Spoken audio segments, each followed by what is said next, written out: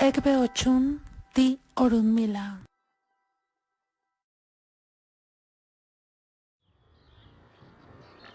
Itan, Orunmila koawo oyeleke, peokankoyeki, obanuye awon ishorona.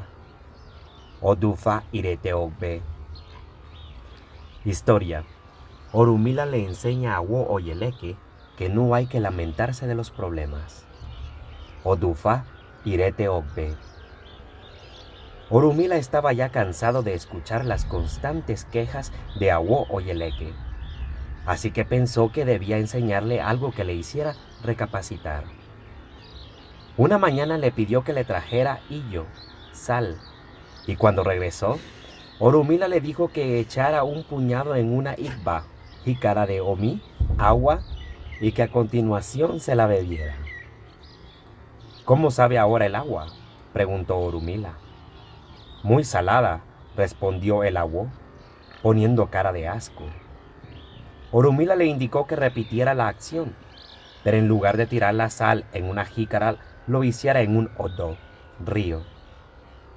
Caminaron sin prisa hacia un gran río situado en medio de un vergel a las afueras de su aldea, y cuando Oyeleke cumplió la orden, Orunmila le pidió que bebiera. ¿A qué te sabe ahora?, le preguntó. A lo que el Awo le respondió.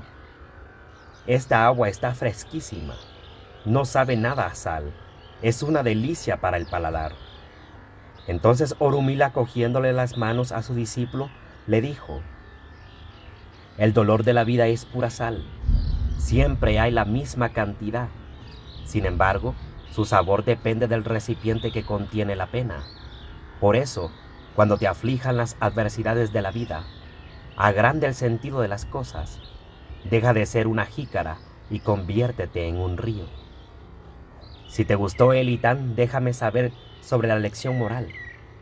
Awo ni Orunmila obeka, ochuno yinola y falade.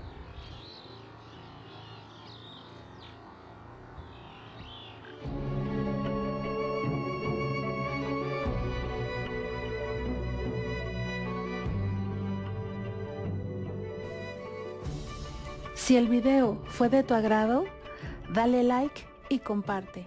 No olvides suscribirte.